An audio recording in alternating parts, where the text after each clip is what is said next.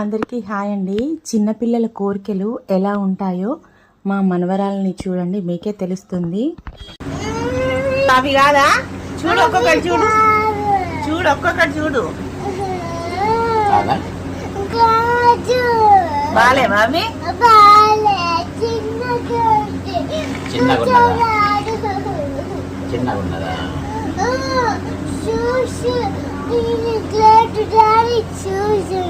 Daddy చూసిండా ఇది? మరి ఇప్పుడు వచ్చినాక డాడీ పోండి, ఇద్దరు పోండి, ఇద్దరు పోండి. నీకు ఎట్లాంటివి కావాలి చెప్పు. పెద్ద బాబీ డాలా? పెద్ద షాప్ లో ఉంది, ఆ షాప్ లోకి వెళ్ళింది.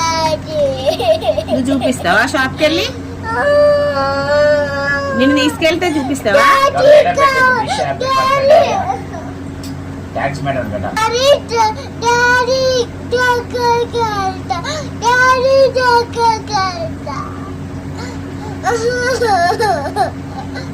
నీకు డాల్ కావన్నా డాడీ కావన్నా?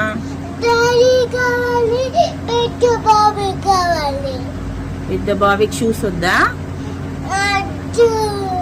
ఎట్లుండాలి? కూర్చోవాలా నిలబడాలా?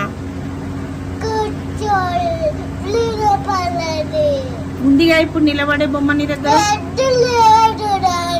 చిన్నది ఉందా?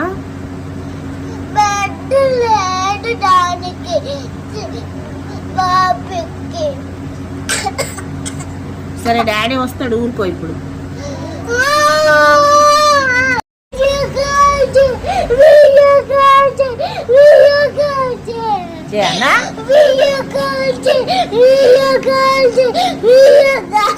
అదా చేస్తారా చేస్తారా?